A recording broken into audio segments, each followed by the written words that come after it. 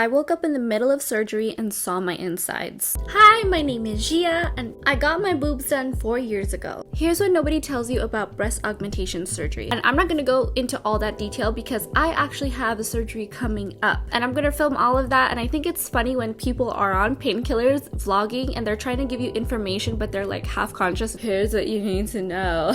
I'm conscious and aware right now, so I hope that helps. I am getting my breast implants done. I'm getting these removed. I've only had them for 4 years. And I'm also getting butt implant surgery. Subscribe now if you want to see that video come out really soon. And I'm gonna be recording all the updates. I'm so excited because this isn't really on YouTube about butt implant surgery, especially on petite women. I notice people miss a lot of things when they are explaining. Also, I worked at a plastic surgery center, so I know what's going on behind the scenes and what they're looking for. Every surgery is case by case. So what someone else experiences, you might not experience, but I know all the different possibilities of what can happen in your surgery, so I'm going to go over an abundance of those things. The reason I'm getting my breast implants removed is because I'm going bigger. So the suggested time to have your boobs is 8 to 10 years. However, the technology is always updating and is ever flux. It's really important to get them removed because it's not meant to last a lifetime. And I know a handful of women who have their breasts done. They make the mistake of saying, I don't want to go through the surgery again. It was painful, it was expensive, there's a lot of time, expensive time-wise. You have to take time off work if you're working. Since the technology is updating all the time, it's like getting the newest iPhone, or the latest cars are gonna have the best case for safety. It's probably gonna be softer, it's probably gonna look better. You wanna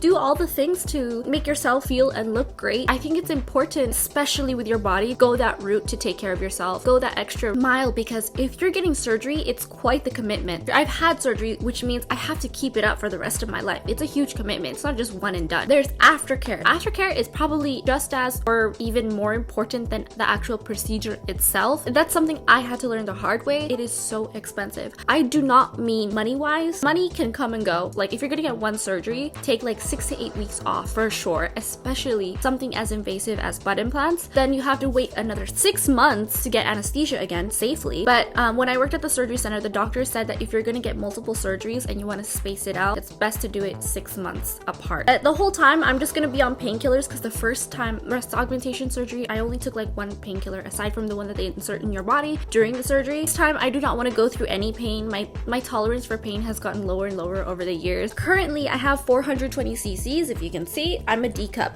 but people look at me and they say, no, you're a C cup. Every time I try on a C cup bra, it hurts, and wearing a D hurts sometimes. So the reason that people say I look like a C cup is because I have broad shoulders. I literally have to put my tops on like pants, where I put them on one leg at a time from the bottom up. T-shirts and like loose tops, I put them over my head because they're stretchy. If I don't put them on like pants, my shoulders will hurt and you'll hear the sounds of thread ripping. Just for reference, I'm 5'2.5". The reason I say and a half is because everywhere I check, it's always half. I'm 100 pounds. I'm getting 650 cc's, probably like an E cup or an F cup. They say like every 100 cc's, every 100 milliliters is another cup size. I'm going up 2 cup size, so it's probably an F cup. It'll be proportionate because I'm getting my butt. I'm also this shape. Everybody in my family has this like boyish shape where it's like just shoulders and then no butt. Disclaimer, I love my body and the journey it's gone through. However, I had a baby, and for all that half of the population who's had a baby, you totally understand what it's like to have your body go through these extreme changes. Weaning off lactation. When I was pregnant, I was like a D cup. When I gave birth, I became an E cup. All the milk that was stored and it got hard, and then you have to wean, and then your body metabolizes it, and then it goes back down again. So it deflated and it was super uneven because it just grew so rapidly. New bras that I got, I could have just thrown them out the window because they didn't even fit at all anymore. Before I had a baby, my boobs were perky, they were even, they looked like just boobs, just natural boobs. And after giving birth, they just sag and it looks like heck. So I just want to give a disclaimer to those people who kind of don't understand. I was one of those people who, when other people got surgery, I would say, why do you want to get surgery? I didn't understand. I get really annoyed when people berate those who want surgery or have had surgery. They will never know what it's like. It really changed my life after I did end up getting surgery. My mental health improved. I felt amazing about myself. I became so much more confident. It really changed my life. I was one of those people who said I'm never getting surgery. Then I got my boobs done and my life just changed so much for the better.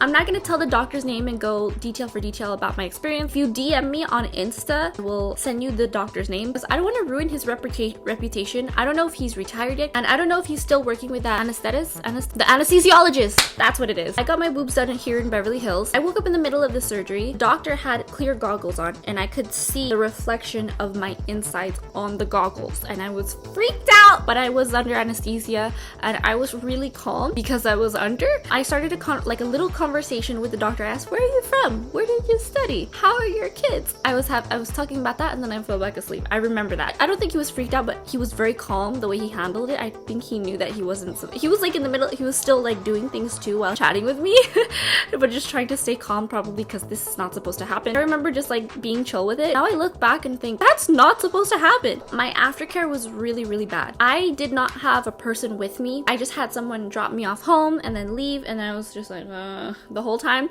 and then they left. And I should have had, when you have surgery, have someone with you. You need someone to lift you up, literally just grab you by the arms and lift you out of bed because it hurts so much. It feels like 1,000 needles. I didn't take painkillers because I don't like dosing my body with meds. That was the time that was actually appropriate to probably do so because I was under so much stress. You cannot raise your arms past this point. As months go on, first you can probably raise your arms like this, and then that's it.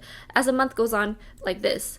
And then as a month later, like this. And then later like this, and then eventually I think it was like 6 months where I could actually go like this. You can do it, but it will hurt and you have to force yourself, and you'll really feel the muscles working. And I couldn't open the fridge, could only do this. I couldn't go like this, fluid movement, it just hurt. Had to pull like this, acting like a frozen unit, pretend my arm couldn't bend and just pull. You use your chest muscles for everything. I'm really scared for my butt implant surgery because I know it's gonna hurt, and everybody says it hurts. With their breasts, you're not constantly sitting on your boobs, and there's a booby pillow I'm gonna be using. So I'm getting my butt and breast done. I'm gonna have a booby pillow that like it divots where the boobs are supposed to go, and it has curves, contours to your arms and your head so that you can lie like this, because I don't think I'm not allowed to sleep on my side too much. A huge mistake I did was I smoked. So you're not supposed to smoke, period.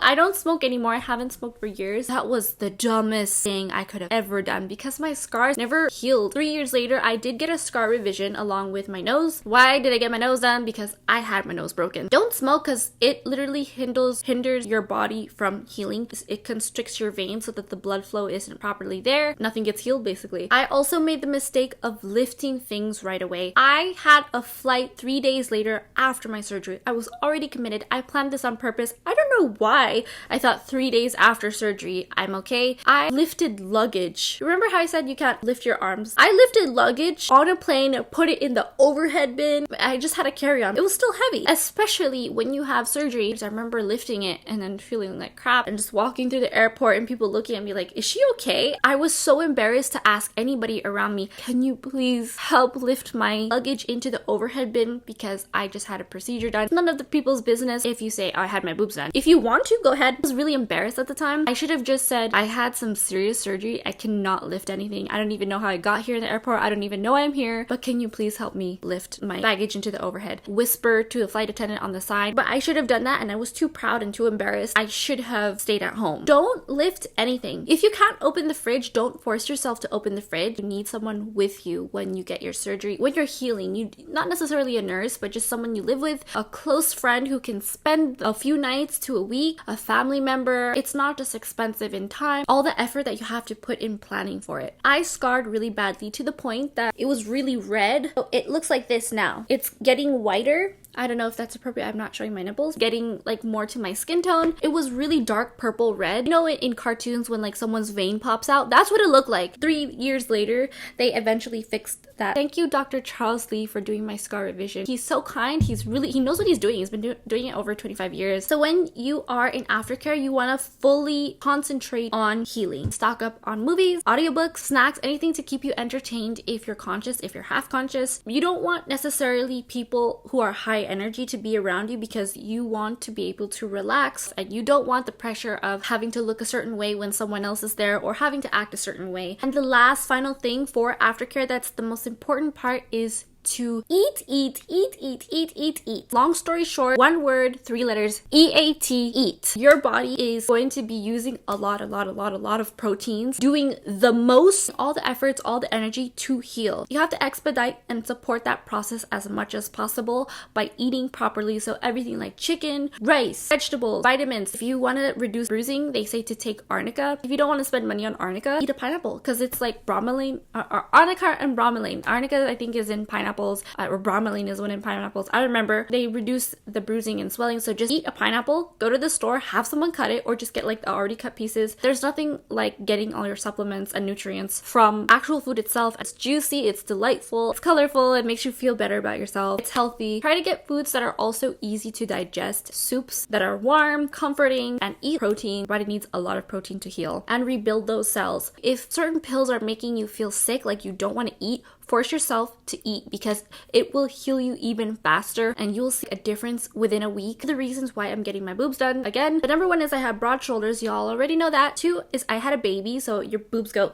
haywire. They go really crooked. 3rd is it's going to be more proportionate to my new butt. 650 cc's in my breast implants. Silicone, round, I think smooth. I asked the doctor for the smoothest, softest, supplest, most natural feeling implants. The more natural it's going to be, the more it might sag, which brings me to my next reason is my boobs have dropped a lot. When you first get your boobs, they're up here, stiff, tender, and when you poke them, they don't move. It took me about 6 months for my boobs to drop. They were still perky and up there. When I first got them, they were like up here, it felt like. I'm exaggerating, but not that much. If I put on a bikini top or a bra, they look like you were wearing a bra without a bra. And 6 months in, they're still like that, but they're just a little lower. They look more natural. They don't look as intense like bolt-ons. Now, I don't remember how long it took. I want to say about a year is when they've dropped. A little bit over a year for me, but about a year for most people. But they still looked big, poked out. My boobs still kind of poke out, but they've dropped abundantly where they look really natural. That's why people think I have C cups, because they've dropped. At first, people were like, whoa, all I can see is your boobs. And now people, it seems more natural, it blends in. Where before, it looked like I was trying to like be sexy. That's just how they were. Which brings me to my next point. Boob greed is real. If you go on realself.com,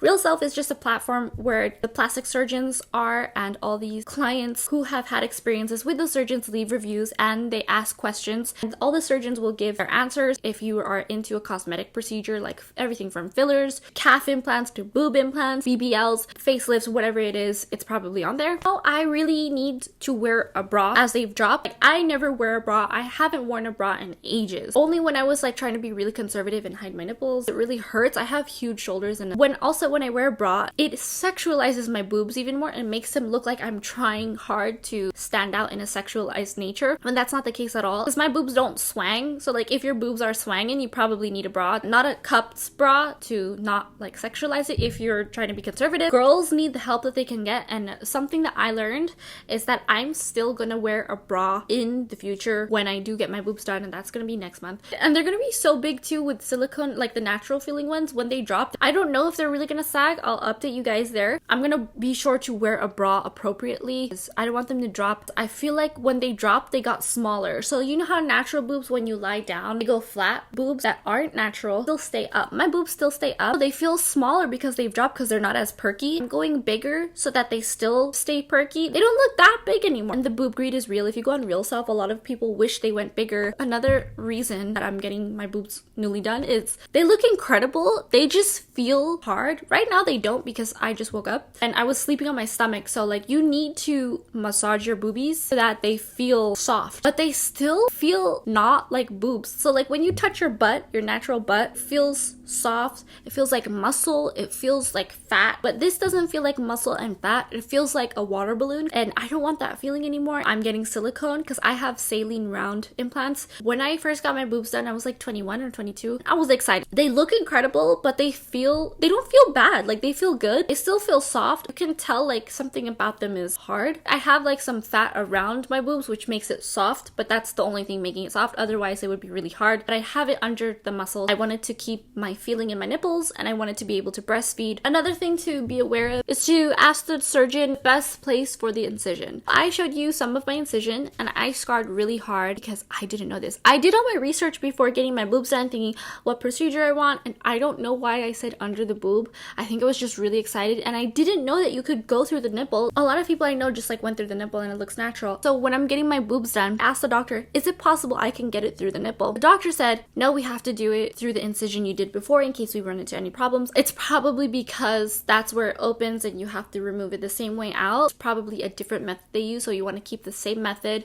to make sure that you don't run into complications. I would get it in a more discreet place. I know some saline implants you can get it through armpit, some through the belly button, through the nipples, and then there's like a laser way that they do it. Be aware that if you're gonna have to do it in a place that's visible like I did, if I wear a certain cutout dress or a swimsuit and I do this, you can see that I have scars if I don't adjust my clothing appropriately. If I could go back in time, I would definitely get it done through the nipple. If you have any questions, feel free to put them in the comments. More than happy to answer them. I'm so excited because I'm gonna make sure that I update you guys as much as possible because I'm so excited. There's not a lot of butt implant videos and breast augmentation videos that tell you all this. So if you have any questions, I'd be more than happy to insert all your answers into the next video or just comment below. Thank you so much for watching.